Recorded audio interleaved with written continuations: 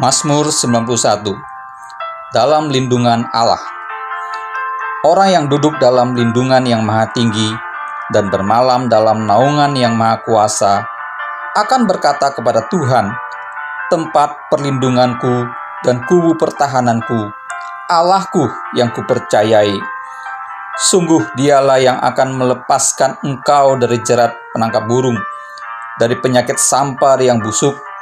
Dengan kepaknya ia akan menundungi engkau. Di bawah sayapnya engkau akan berlindung. Kesetiaannya ialah perisai dan pagar tembok. Engkau tak usah takut terhadap kedahsyatan malam, terhadap panah yang terbang di waktu siang, terhadap penyakit sampar yang berjalan di dalam gelap, terhadap penyakit menular yang mengamuk di waktu petang. Walau 1.000 orang rebah di sisimu dan 10.000 di sebelah kananmu, tetapi itu tidak akan menimpamu.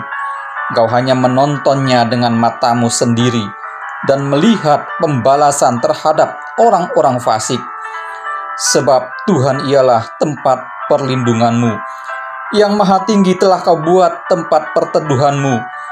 Malapetaka tidak akan menimpa kamu, dan tulah tidak akan mendekat kepada kemahmu. Sebab malaikat-malaikatnya akan diperintahkannya kepadamu untuk menjaga engkau di segala jalanmu. Mereka akan menatang engkau di atas tangannya, supaya kakimu jangan terantuk kepada batu. Singa dan ular tedung akan kau langkahi, engkau akan menginjak anak singa dan ular naga. Sungguh hatinya melekat kepadaku, maka aku akan meluputkannya. Aku akan membentenginya, sebab ia mengenal namaku. Bila ia berseru kepadaku, aku akan menjawab. Aku akan menyertai dia dalam kesesakan. Aku akan meluputkannya dan memuliakannya. Dengan panjang umur akan kukenyangkan dia, dan akan kuperlihatkan kepadanya keselamatan daripadaku. Shalom Bapak Ibu Saudara yang terkasih dalam Tuhan Yesus. Berjumpa kembali kita di ibadah online kita pada hari ini. Sebelum itu mari kita satukan hati kita, tundukkan kepala kita berdoa. Terima kasih ya Tuhan Yesus, kami mengucap syukur untuk segala kebaikan-Mu, penyertaan-Mu pada setiap kami ya Tuhan. Sebagaimana kami ada sampai saat ini ya Tuhan, semuanya karena anugerah-Mu. Dan ya Tuhan, dimanapun kami berada saat ini ya Tuhan, kami minta hadirat-Mu memenuhi setiap kami ya Bapa dalam ibadah hari ini. Dalam nama Tuhan Yesus kami sudah berdoa dan mengucap syukur. Haleluya, amin. Tak terasa ya Bapak Ibu Saudara, kita sudah berada di minggu terakhir di tahun ini. Kita dapat melewati tahun ini semua hanya karena kebaikannya Tuhan, hanya karena kasih-Nya yang tak berkesudahan. Mari kita sama-sama angkat pujian ini, Tuhan Yesus baik.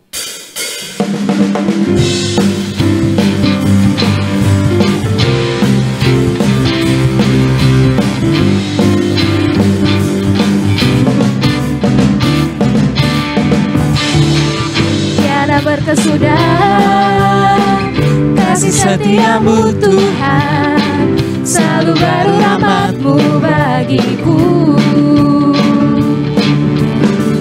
Hari berganti hari, tetap ku lihat kasih-Mu, tak pernah berakhir di hidupku.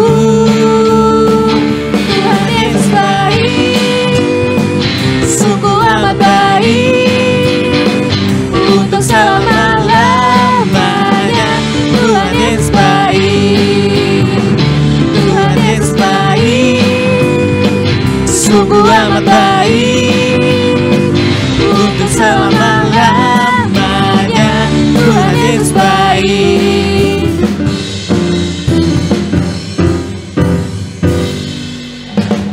Tiada berkesudahan kasih setia-Mu Tuhan, selalu baru rahmat-Mu bagiku. Hari berganti hari, hari berganti hari, tetap ku lihat kasih-Mu, tak pernah berakhir di hidupku. Tuhan Yesus baik, sungguh amat baik. Untuk selama-lamanya Tuhan Yesus baik. Tuhan Yesus baik,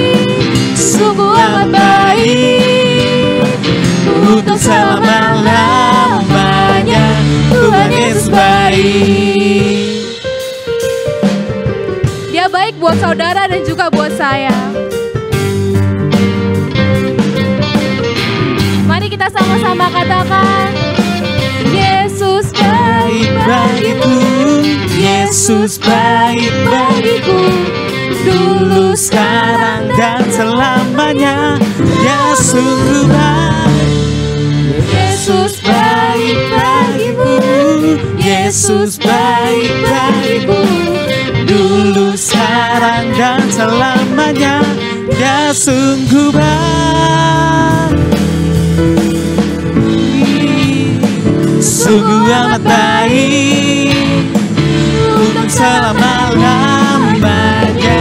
Tuhan Yesus baik, Tuhan Yesus baik, sungguh amat baik, untuk selama-lamanya. Tuhan Yesus baik. Katakan Tuhan Yesus baik. Tuhan Yesus baik, sungguh amat baik, untuk selama-lamanya. Tuhan Yesus baik, Tuhan Yesus baik, sungguh amat baik, untuk selama-lamanya. Tuhan Yesus baik, Dari selamanya dari selama-lamanya sampai selama-lamanya, untuk selama-lamanya. Tuhan Yesus baik.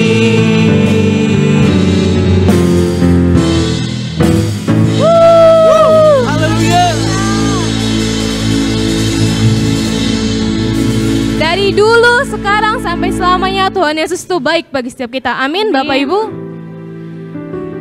Nah, mari kita mau diisi dengan kebenaran firman Tuhan. Kita siapkan hati kita lebih lagi. Kita mau memuliakan Tuhan, kita mau meninggikan Dia, karena Dia Allah yang besar bagi kita.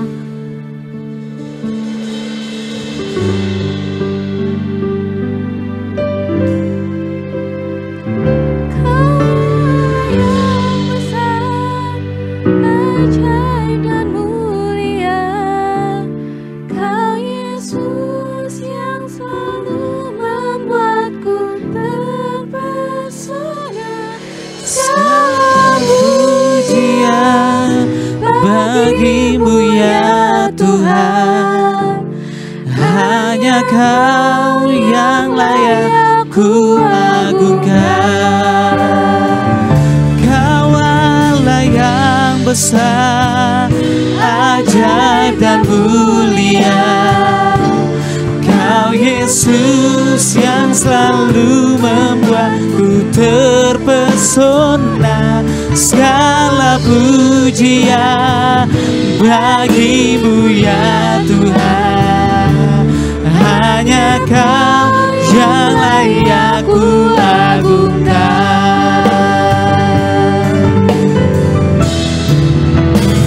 Sebab Kau besar, perbuatanmu ajaib, tiada seperti Engkau.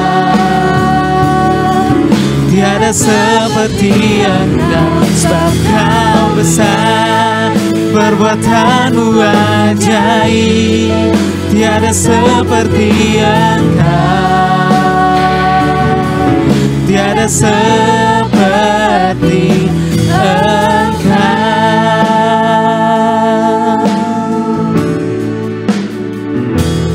Ku beri kemuliaan dan hormat, ku angkat suara pujian, ku agungkan namamu. Ku beri kemuliaan dan hormat, ku angkat suara pujian, ku agungkan namamu. Sebab Kau besar, perbuatanmu ajaib, tiada seperti Engkau. Tiada seperti Engkau, sebab Kau besar, perbuatanmu ajaib, tiada seperti Engkau. Tiada seperti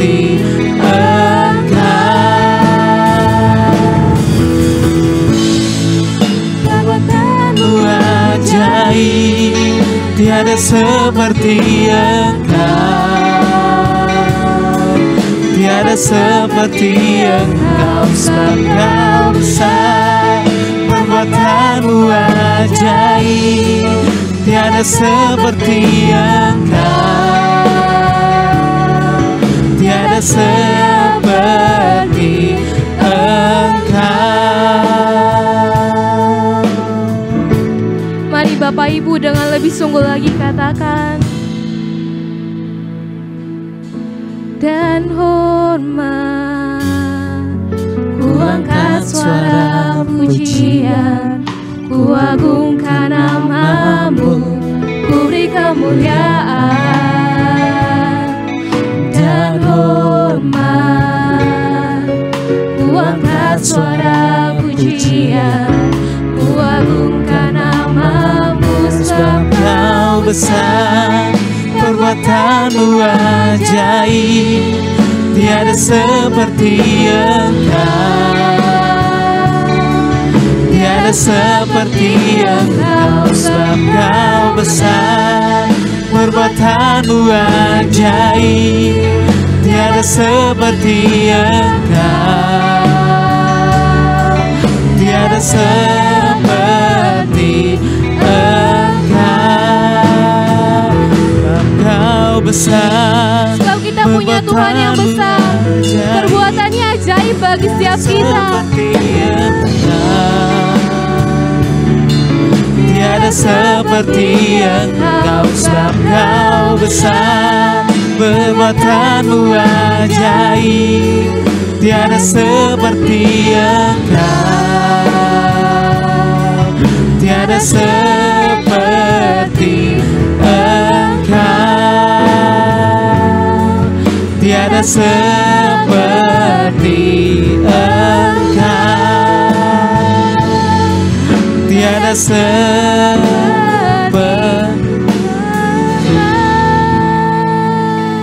Haleluya, sebab Kau besar, sebab Kau besar, perbuatanmu Sebab ajaib, Kau besar, perbuatanmu ajaib. sungguh Kau besar, kami bersyukur. Haleluya, Haleluya. terima kasih, terima kasih Bapa. Terima kasih, oh Yesus. Terima kasih, kami bersyukur, oh Yesus. Yesus Tuhan. Siaramo yaralama yaramo yaralama Inamo yaraba. Haleluya, haleluya, kami bersyukur, sebab Engkau baik, Kau sungguh baik. Haleluya, terima kasih Tuhan, terima kasih, oh Yesus.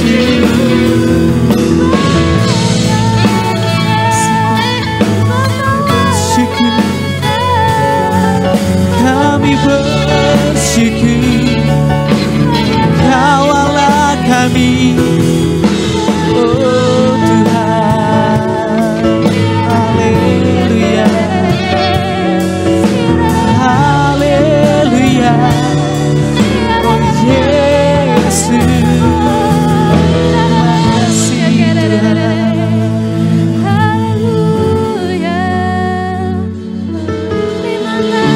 Thank you Jesus. Haleluya. Kau yang layak disembah, Kau yang layak diagungkan, sebab itu kami puji, Bersyukur. sebab itu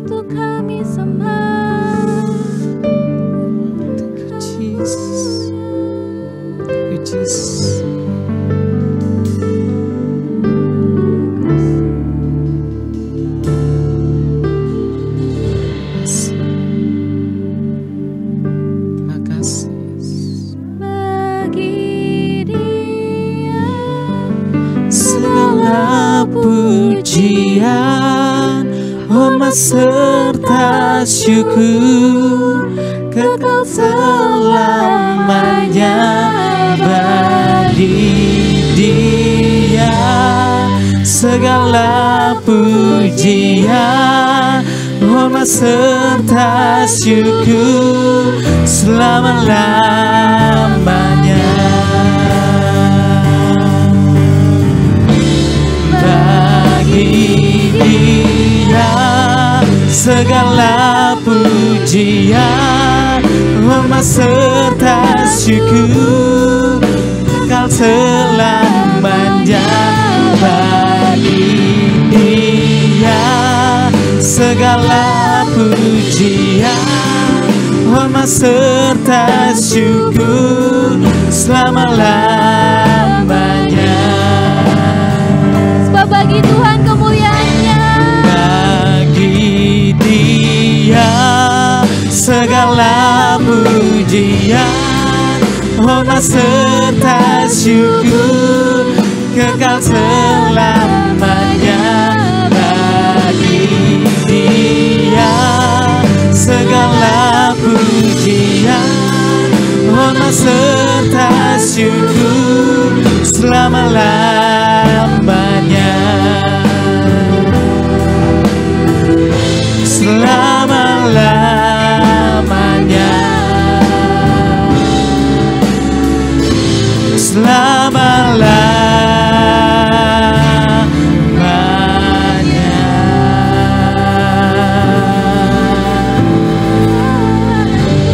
Haleluya.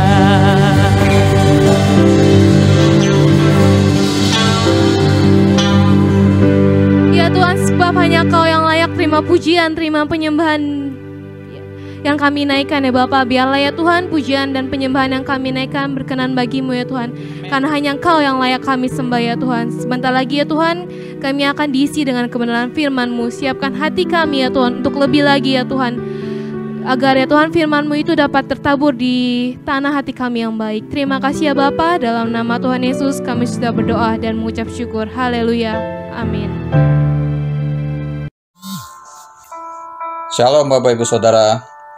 Mari kita perkatakan apa yang dimaksudkan dengan Pentakosta ketiga. 1.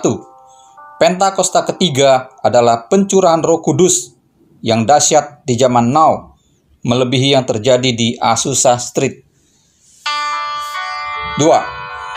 Pentakosta ketiga akan mengakibatkan penuaian jiwa yang terbesar dan yang terakhir sebelum Tuhan Yesus datang kembali. 3.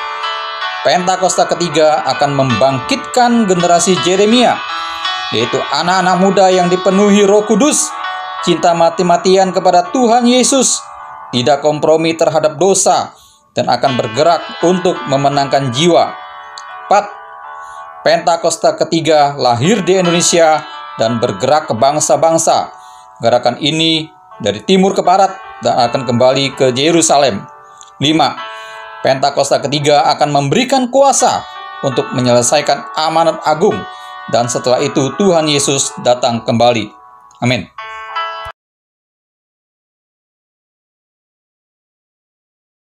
Shalom saudara, di dalam edisi Voice of Pentecost kali ini, saya akan berbicara mengenai apakah mempercayai mujizat itu rasional. Kenapa? Karena sebagian orang Kristen menganggap orang Pentakosta tidak rasional ketika mempercayai mujizat, karunia roh, suara Tuhan, dan juga nubuatan serta hal supernatural lainnya. Mereka menganggap iman yang rasional adalah iman yang tidak bertentangan dengan hukum alam. Apakah benar demikian? Mari kita simak penjelasannya. Untuk itu, kita perlu mengetahui apa itu definisi iman. Saudara, dalam Ibrani 11 ayat yang pertama, iman adalah dasar dari segala sesuatu yang kita harapkan dan bukti dari segala sesuatu yang tidak kita lihat. Dalam ayat ini jelas ada hubungan nyata antara harapan, apa yang kita inginkan dalam kehidupan kita, juga penglihatan. Kita ambil contoh. Salah satu pahlawan iman di dalam pasal 11 yaitu Yusuf. Yusuf melihat jauh ke depan bahwa umat Israel akan keluar dari Mesir. Dia minta agar tulang-tulangnya dibawa keluar. Padahal saat itu bangsa Israel masih lama berada di tanah Mesir. Tetapi itulah iman. Iman Yusuf menjadi dasar dari sesuatu yang dia harapkan sesuai dengan janji Tuhan. Dan dia berani berkata-kata.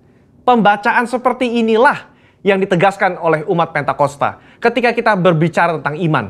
Bahwa apa yang dialami oleh tokoh Alkitab dapat juga dirasakan dan dialami oleh kita hari ini. Iman Pentakosta bukan hanya pengakuan kognitif semata, tetapi iman yang dihidupi dari hari ke hari. Kita percaya sepenuhnya bahwa Alkitab diinspirasikan Roh Kudus untuk mengungkapkan isi hati Allah kepada manusia. Saya bacakan di dalam Yohanes 14 ayat yang ke-6. Tuhan Yesus berkata, kata Yesus kepadanya, "Akulah jalan dan kebenaran dan hidup. Tidak ada seorang pun yang datang kepada Bapa kalau tidak melalui aku." Yesus tidak mengatakan bahwa dia akan menunjukkan kita kebenaran. Tapi Yesus sendiri mengatakan bahwa akulah kebenaran itu sendiri. Jadi jika Yesus adalah kebenaran, maka apa saja yang dikatakan oleh dia adalah benar adanya. Dengan demikian, kita dapat percaya kepada dia yang berjanji.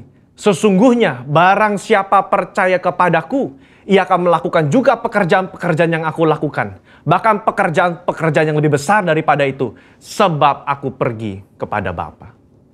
Berarti, kalau iman kita kepada Allah yang sanggup berbuat mujizat di Alkitab, kita juga berperilaku dan bertindak bahwa Allah sanggup berbuat mujizat di zaman now. Nah, hal inilah yang kadang menjadi kendala bagi sebagian orang Kristen. Bagi mereka, iman yang rasional adalah iman percaya yang tidak bertentangan dengan hukum alam. Kalau ada mujizat atau hal supernatural terjadi, mereka beranggapan berarti Allah sedang melawan hukum alam yang dibuatnya sendiri. Pemahaman ini dikenal dengan teori deisme. Menurut Dallas Willard, ada dua jenis penganut teori deisme. Deisme asli dan deisme Alkitab. Penganut deisme Alkitab adalah mereka yang mengakui mujizat terjadi di zaman Alkitab, tetapi meragukan bahwa Allah masih bertindak dan berbicara dengan pola yang sama sekarang seperti di Alkitab. Dengan kata lain, Allah mengundurkan diri setelah Alkitab selesai ditulis. Kalau penganut deisme asli, lebih ekstrim lagi. Mereka percaya Allah tidak terlibat aktif dalam dunia manusia setelah alam semesta diciptakan. Dunia hanya berputar kepada poros ilmu pengetahuan dan hukum alam saja. Nah, konsep ini, saudara, dipelopori oleh David Hume dan Baruch Spinoza. Baruch Spinoza berkata, mujizat tidak mungkin terjadi. Kenapa? Karena jika Allah melakukan hal yang supernatural, maka dengan sendirinya Allah melawan hukum alam yang diciptakannya sendiri. Sehingga ada inkonsistensi dalam diri Allah. Pemikiran ini nggak tepat. Karena mereka mengabaikan sosok Allah yang berdaulat, yang ada di luar dimensi ruang dan waktu manusia. Ketika mujizat terjadi, Allah tidak menentang hukum yang dibuatnya sendiri.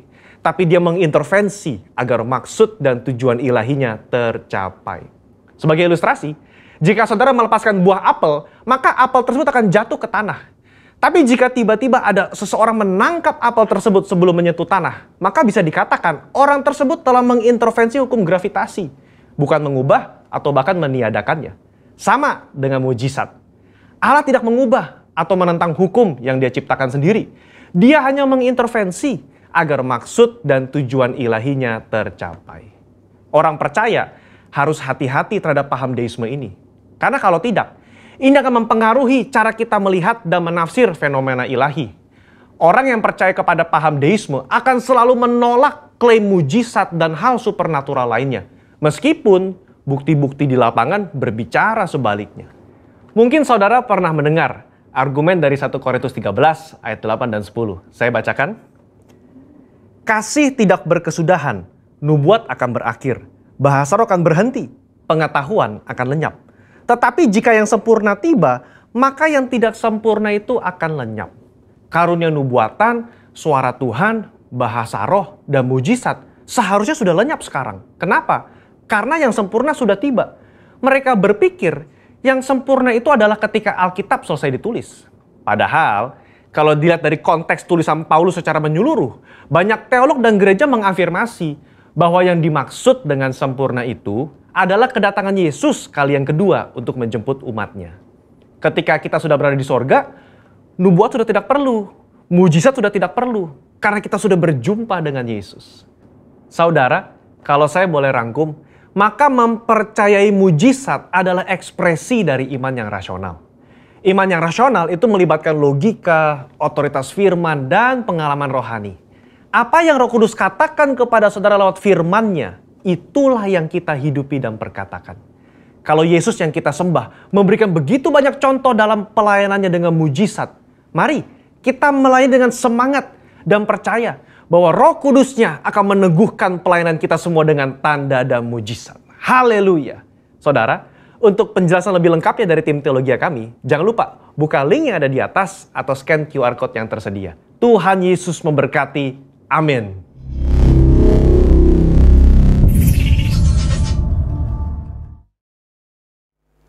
Shalom Bapak Ibu Saudara sekalian yang dikasihi Tuhan. Ini adalah minggu terakhir di tahun 2020. 4 hari lagi tahun 2020 akan kita tinggalkan. Nah, mari kita sebagai ibadah minggu yang terakhir di tahun 2020 ini, kita akan merenungkan firman Tuhan yang saya akan beri judul Allah masih ada di sini. Mari kita akan membuka Alkitab kita. Bacaan firman Tuhan pada pagi hari ini saya ambil dalam Lukas pasal 2 ayat yang ke-7. Lukas pasal 2 ayat yang ke-7. Saudara boleh membuka Alkitab saudara di rumah dan kita akan membaca bersama-sama. Dan ia melahirkan seorang anak laki-laki, anaknya yang sulung. Lalu dibungkusnya dengan lampin dan dibaringkannya di dalam palungan, karena tidak ada tempat bagi mereka di rumah penginapan. Saudaraku, saya berpikir baik juga untuk menutup suatu tahun dengan mengenang atau mengingat kembali kelahiran Mesias Sang Juru Selamat manusia di muka bumi ini. Dengan begitu kita akan menyadari kehadirannya di sepanjang tahun-tahun yang telah dan akan kita lewati untuk menguatkan dan membangkitkan iman kita kembali. Perenungan Natal dan juga tutup tahun pada hari ini saya bagi di dalam 3 kerangka. Yang pertama tentang kesunyian Natal. Yang kedua, di mana Allah ketika keadaan nampak tak terkendali. Dan yang ketiga, Immanuel. Saudaraku, Natal dan tutup tahun 2020 ini dalam masa pandemi COVID-19 ini dirayakan dengan suasana yang sangat berbeda dari tahun-tahun yang telah kita lewati. Tidak ada kesibukan mempersiapkan acara-acara perayaan Natal seperti tahun-tahun sebelumnya. Tidak ada drama-drama Natal yang ditayangkan secara live di gereja-gereja seperti tahun-tahun sebelumnya. Juga tidak ada pesta-pesta Natal yang meriah seperti tahun-tahun sebelumnya. Adanya pembatasan jam-jam operasional mal-mal ataupun tempat-tempat usaha juga tidak memungkinkan diadakannya jamuan-jamuan makan untuk merayakan pesta Natal dan Tahun Baru sebagaimana biasanya di tahun-tahun yang sebelumnya seringkali diadakan. Natal tahun ini dirayakan dalam kesunyian.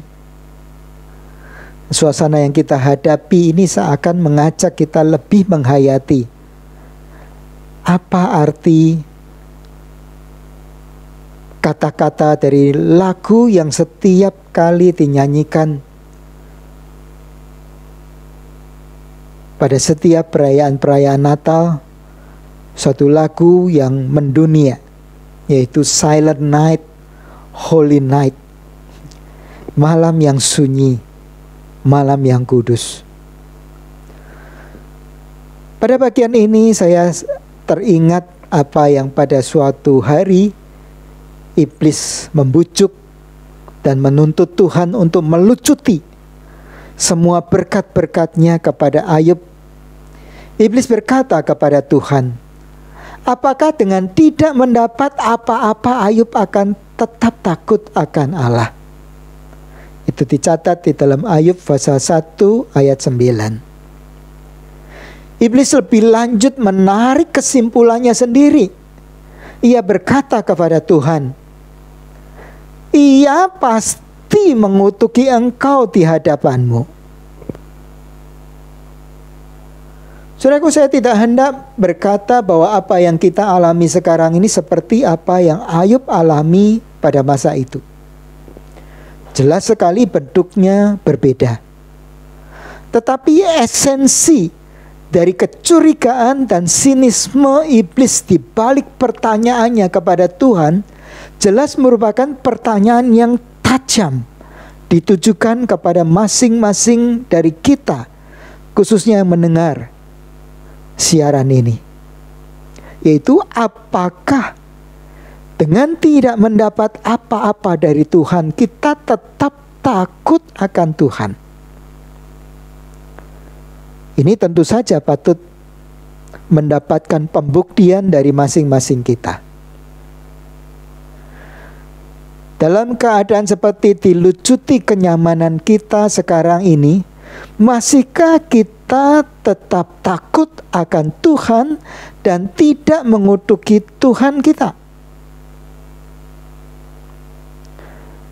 Kehebohan atau glamornya perayaan Natal sering justru membuat kita kehilangan esensi atau inti dari perayaan Natal itu sendiri. Kita kehilangan Yesus di tengah-tengah perayaan yang sedang kita rayakan. Sama seperti Yusuf dan Maria yang kehilangan Yesus di hari perayaan Paskah di Yerusalem. Saudara bisa memeriksa Alkitab saudara di dalam Lukas pasal 2 ayat 43 sampai 45. Ketika segala aksesoris Natal, yaitu glamor Natal dengan pesta-pesta dan perayaannya, itu dilucuti, pada akhirnya yang tinggal hanya intinya, yaitu Mesias Sang Juru Selamat telah hadir di tengah-tengah kita. Jadi kembalilah kepada Dia, tataplah Dia, renungkanlah makna kehadirannya bersama kita, perbaharuilah kasih Anda kepadanya. Bagian yang kedua, memasuki suasana Natal ini kita juga disuguhi dengan suatu berita tentang adanya 7 rumah sakit yang menolak untuk menerima seorang ibu yang telah genap waktunya untuk melahirkan anaknya. Ibu dan anak dalam kandungannya ini kemudian dikabarkan meninggal setelah itu. Kejadian ini mengingatkan saya pada peristiwa yang dicatat di dalam Lukas pasal 2 ayat 6 sampai dengan ayat yang ke-7. Mari kita membuka Alkitab kita. Lukas pasal 2 ayat 6 sampai dengan ayat yang ke-7. Ketika mereka di situ, tibalah waktunya bagi Maria untuk bersalin. Saudara perhatikan. Ketika mereka tiba di situ itu di mana? Di situ itu di Bethlehem. Tibalah waktunya bagi Maria untuk bersalin. Dan Maria melahirkan seorang anak laki-laki, anaknya yang sulung. Lalu dibungkusnya dengan lampin dan dibaringkannya di dalam palungan. Karena tidak ada tempat bagi mereka di rumah penginapan. Nah, saudara, penuhnya penginapan pada saat Yusuf dan Maria tiba di Bethlehem mungkin bukan sesuatu yang dibuat-buat. Karena pada waktu itu memang Kaisar Agustus telah memerintahkan untuk melakukan sensus penduduk. Lukas pasal 1 ayat 1. Di dalam Lukas pasal 1 ayat 3-5 dikatakan seperti ini.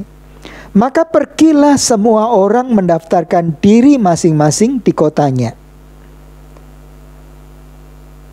Demikian juga Yusuf pergi dari kota Nazaret di Galilea ke Yudea, ke kota Daud yang bernama Betlehem, karena ia berasal dari keluarga dan keturunan Daud, supaya didaftarkan bersama-sama dengan Maria tunangannya yang sedang mengandung.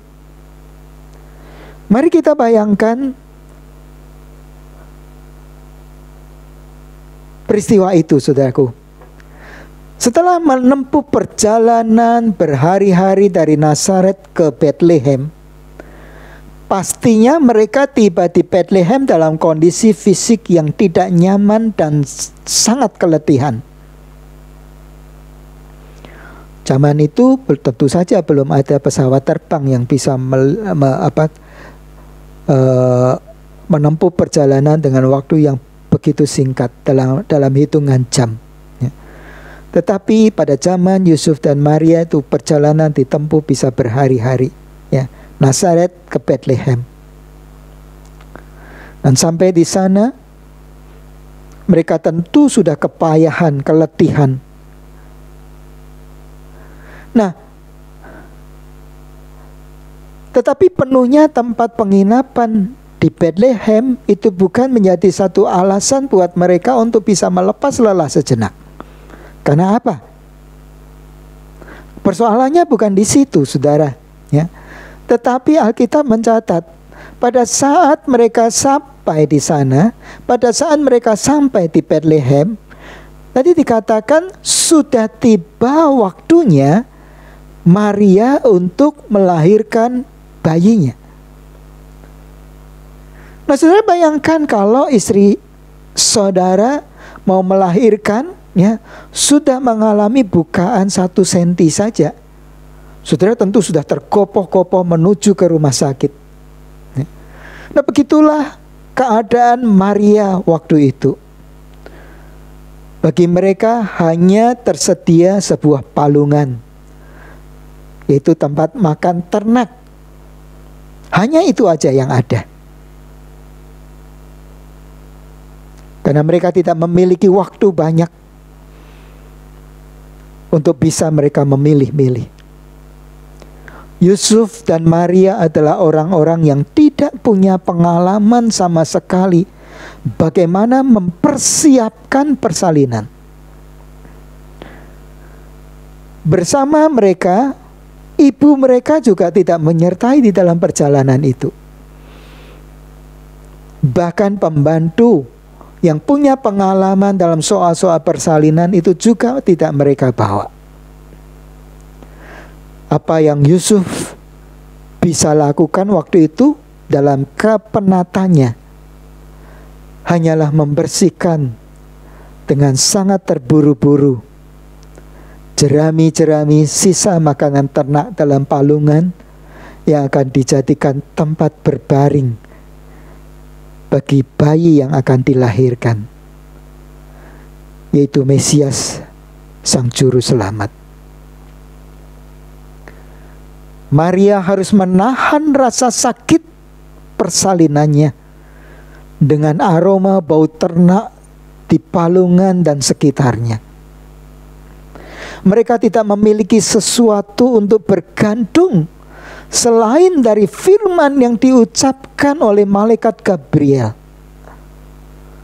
Dengan mudah kita bisa membayangkan betapa gelisah dan takutnya mereka. Coba tempatkan saudara di dalam situasi seperti itu. Istri yang sudah tiba waktunya untuk melahirkan, bisa jadi ketuban sudah pecah dan tidak punya banyak waktu lagi.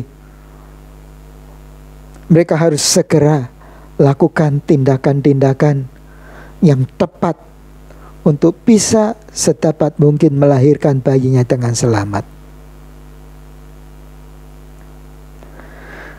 Pertanyaan yang sekarang kita bisa pikirkan, saudaraku, ya. Yang pertama, apakah Mesias penyelamat umat manusia harus datang dengan cara seperti itu? Yang kedua, apakah mereka salah mengartikan firman yang disampaikan kepada mereka? Yang ketiga, di manakah malaikat Gabriel yang sekarang di saat keadaan runyam seperti apa yang sedang dihadapi Maria dan Yusuf waktu itu? Yang keempat, di mana Allah yang memiliki inisiatif atas semuanya ini? Insting Yusuf dan Maria mengatakan bahwa Allah ada dalam semua keadaan yang lemah, rendah, menyakitkan, dan kesunyian yang sedang mereka hadapi.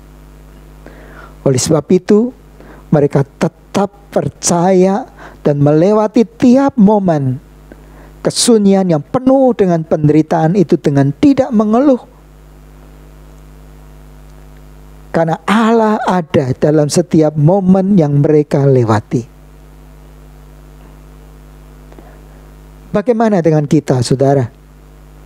Akankah kita tetap percaya kepadanya dalam setiap momen seperti itu? Mungkin kita berargumentasi, tapi kan Yusuf dan Maria punya malaikat Allah yang datang sendiri dan berfirman kepada mereka. Saudara, saya katakan betul. Allah telah mengirimkan malaikatnya dengan firman-Nya kepada baik Yusuf maupun Maria. Tetapi saudara sadarilah bahwa kepada kita memang bukan malaikat Gabriel yang dikirimkan kepada kita, tetapi anaknya sendiri yang telah dikirimkan kepada Anda dan saya. Dan ia juga telah memberikan firman yang tertulis kepada kita. Lebih jauh lagi, Roh Kudus-Nya sendiri telah diberikan kepada kita untuk menyertai kita, menghibur dan menuntun kita. Roma pasal 8 ayat 28 berkata, Ia Allah yang tidak menyayangkan anaknya sendiri, tetapi yang menyerahkannya bagi kita semua. Bagaimanakah mungkin Ia tidak memberikan atau Ia tidak mengaruniakan segala sesuatu kepada kita bersama-sama dengan Dia? Bagian perenungan yang ketiga, perjalanan hidup untuk menggenapi rencana Tuhan melalui hidup kita seringkali harus mengalami perjalanan yang melelahkan, penuh dengan tetesan air mata. Seperti rahim Maria yang dipakai oleh Allah untuk melahirkan Mesias, penyelamat umat manusia. Hidup kita juga seperti rahim yang Allah sedang pakai untuk melahirkan rencana-rencananya di dunia ini. Dalam prosesnya, tidak jarang kita melalui lorong-lorong hampa di mana kehadiran Tuhan nampaknya begitu jauh, bahkan tidak kita rasakan. Sama seperti Yusuf dan Maria yang banyak disalah mengerti orang lain karena mengandung firman Tuhan. Tuhan nampaknya tidak membebaskan mereka dari risiko-risiko itu. Penyertaan Tuhan tidak berarti bahwa Dia harus terus-menerus memberitahukan setiap detil jalan-jalannya kepada Yusuf dan Maria, juga kepada kita. Tuhan suatu hari bicara kepada para gembala di padang lewat malaikatnya. Di lain kesempatan ia berbicara kepada orang-orang Majus. Dan ia juga memakai bintang di langit untuk menjadi alat komunikasinya. Dan semuanya itu kita melihat Tuhan aktif bekerja untuk menyertai agar rencananya yang sedang dikandung oleh Maria itu tergenapi.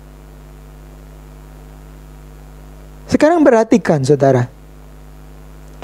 Karena rencananya itu melibatkan Yusuf dan Maria, maka itu berarti penyertaannya juga ada dalam diri Yusuf dan Maria. Saya ulang kalimat ini. Berhubung rencana Tuhan itu melibatkan Yusuf dan Maria, maka itu berarti penyertaan Tuhan itu juga ada di dalam diri Yusuf dan Maria. Saya berdoa kiranya saudara paham dengan apa yang saya maksudkan ini. Dan sebagai penutup, belum lama lalu tepat saudara di tanggal 25 ya, kita mendengar pidato dari Bapak Menteri Agama kita yang baru. Ucapan selamat Natal kepada kaum Kristiani. Dalam pidatonya,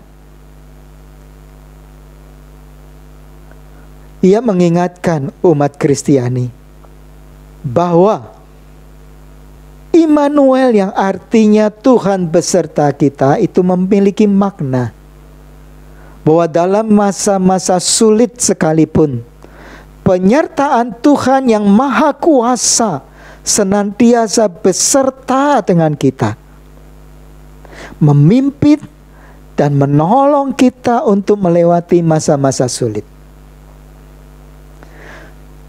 Saudaraku, anggaplah ini sebagai satu konfirmasi dari Tuhan lewat orang yang tidak kita duga, untuk menegaskan kehadirannya bersama kita dalam masa-masa sulit yang kita dan semua orang sedang hadapi sebelum tahun 2020 ini berlalu 4 hari lagi.